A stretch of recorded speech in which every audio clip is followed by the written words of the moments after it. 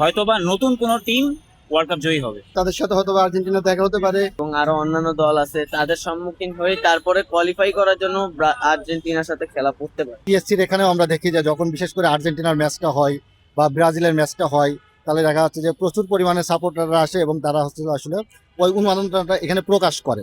আমি as Argentine supporter আমি চাবো না যে ব্রাজিল নকআউট পর্বে এখান থেকে হেরে বাদ হয়ে যাক। আমি চাই ব্রাজিল জাপানকে ওভারকাম করে আসুক এবং তাদের সাথে হয়তো বা আর্জেন্টিনা দেখা হতে পারে সেমিফাইনাল বা কোয়ার্টার ফাইনালে। আমি পর্তুগালের সাপোর্টার। তো পর্তুগাল এবার ফ্যান ফেভারিট একটা টিম, তাদের ইতিহাসের সেরা টিম নিয়ে তারা খেলতে আসছে।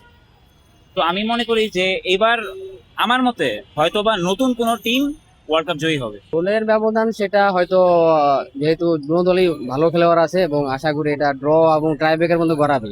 আর্জেন্টিনা আপনার গ্রুপ চ্যাম্পিয়ন হবে, এদিকে ব্রাজিল গ্রুপ চ্যাম্পিয়ন হবে, কিন্তু রাউন্ড অফ 16 যদি তাকায় বা আপনার কোয়ার্টার ফাইনালে, তখন তো সব হার্ড টিমই পড়বে, তখন তো কোনো নর্মাল টিম পড়বে না। তখন আসলে খেলা বোঝা যাবে যে কে আসলে টিকতে পারবে এই খেলার মধ্যে। ব্রাজিল আর্জেন্টিনা খেলা হতে গেলে যেখানে আর্জেন্টিনার কোনো রিস্ক নেই, কিন্তু ব্রাজিলের যদি আর্জেন্টিনার বিপক্ষে খেলতে হয় তা ব্রাজিলের অনেক দলের সাথেই মোকাবেলা করতে হবে। জাপান আছে, জার্মানি আছে এবং আরো অন্যান্য দল আছে, তাদের সম্মুখীন হয়ে তারপরে কোয়ালিফাই করার জন্য আর্জেন্টিনার সাথে খেলা পড়তে পারে।